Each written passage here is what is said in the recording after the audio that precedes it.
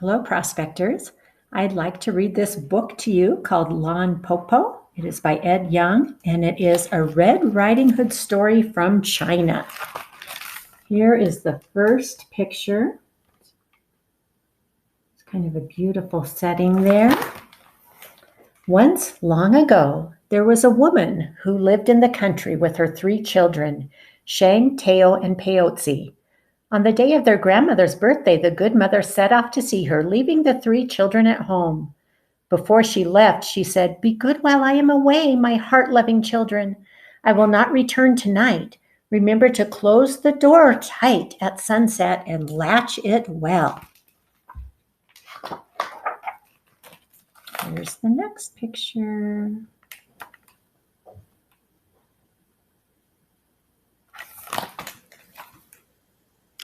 But an old wolf lived nearby and saw the good mother leave. At dusk, disguised as an old woman, he came up to the house of the children and knocked on the door twice. Bang, bang! Shang, who was the eldest, said through the latched door, "Who is it?" "My little jewels," said the wolf. "This is your grandmother, your Popo." "Popo," Shang said, "our mother has gone to visit you." Here's the next picture. The wolf acted surprised.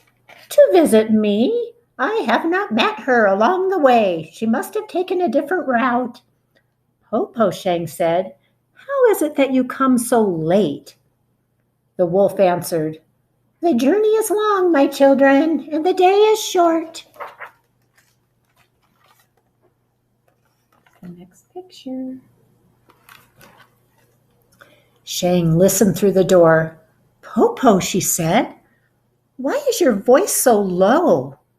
"Your grandmother has caught a cold, good children, and it is dark and windy out here. Quickly, open up and let your Popo come in," the cunning wolf said. Teo and Peotzi could not wait. One unlatched the door and the other opened it. They shouted, "Popo, Popo, come in." At the moment he entered the door, the wolf blew out the candle. "Popo," Shang asked, "why did you blow out the candle? The room is now dark." The wolf did not answer.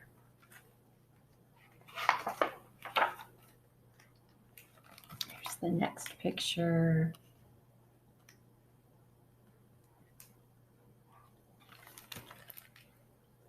Teo and Peotzi rushed to their Popo and wished to be hugged. The old wolf held Teo. "Good child, you are so plump." He embraced Peotzi. "Good child, you have grown to be so sweet." Soon the old wolf pretended to be sleepy. He yawned. "All the chicks are in the coop," he said. "Popo is sleepy too." When he climbed into the big bed, Peotzi climbed in at once, at one end with the wolf, and Shang and Teo climbed in at the other end. But when Shang stretched, she touched the wolf's tail. "Popo, Popo, your foot has a bush on it."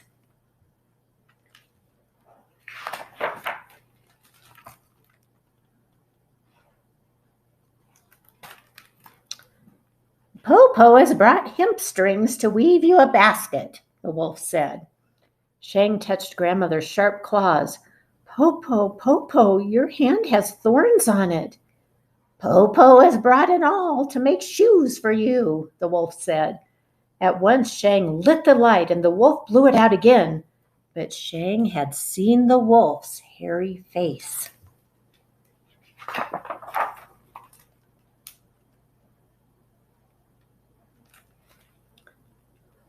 "Popo, Popo," she said, for she was not only the eldest, she was the most clever.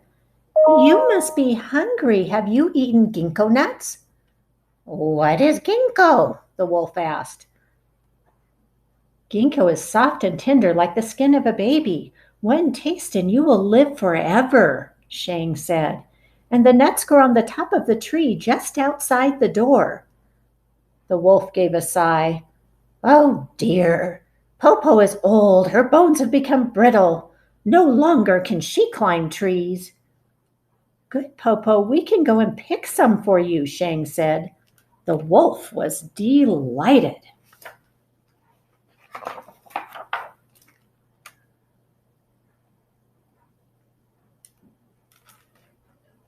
Shang jumped out of bed, and Teo and Peotzi came with her to the ginkgo tree. There, Shang told her sisters about the wolf, and all three climbed up the tall tree. The wolf waited and waited. Plump Teo did not come back. Sweet Peotzi did not come back. Shang did not come back, and no one brought any nuts from the ginkgo tree. At last the wolf shouted, "Where are you, children?" "Popo," Shang called out, "we are on the top of the tree eating ginkgo nuts." "Good children," the wolf begged, "pluck some for me." "But Popo, ginkgo is magic only when it is plucked directly from the tree. You must come and pluck it from the tree yourself." She's very clever, isn't she?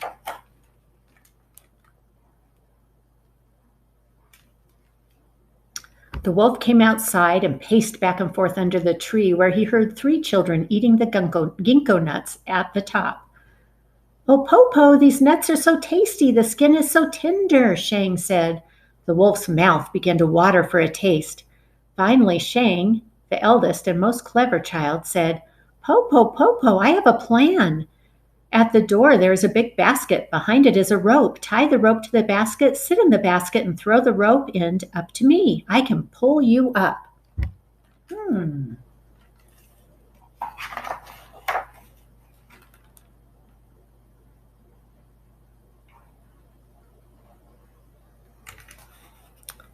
The wolf was overjoyed and fetched the basket and the rope, then threw one end of the rope to the top of the tree.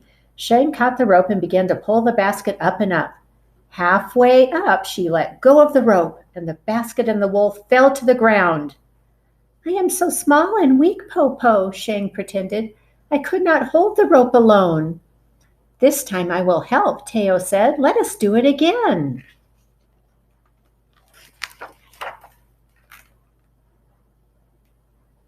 What's going to happen this time? The wolf had only one thought in his mind: to taste a ginkgo nut. He climbed into the basket again. Now Shang and Teo pulled the rope on the basket together, higher and higher. Again they let go, and again the wolf tumbled down, down, down, and bumped his head. The wolf was furious. He growled and cursed. "We could not hold the rope, Popo," Shang said, "but only one ginkgo nut, and you will be well again." "I shall give you a hand to my sisters this time," Peotzi, the youngest, said. "This time we shall not fail." Here's the next picture. Now the children pulled the rope with all of their strength. As they pulled, they sang, "Hey, yo, and the basket rose straight up, higher than the first time, higher than the second time, higher and higher and higher, until it nearly reached the top of the tree. When the wolf reached out, he could almost touch the highest branch. But at that moment, Shang coughed, and they all let go of the rope, and the basket fell down and down and down. Not only did the wolf bump his head, but he broke his heart to pieces. That might be the end of the wolf.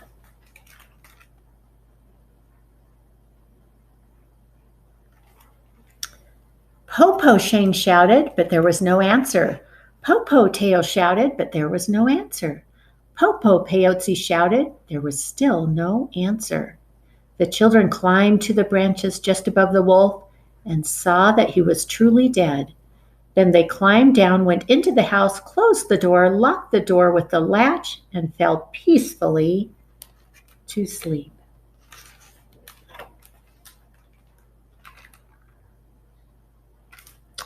On the next day, their mother returned with baskets of food from their real Popo, and the three sisters told her the story of the Popo who had come and everything that happened.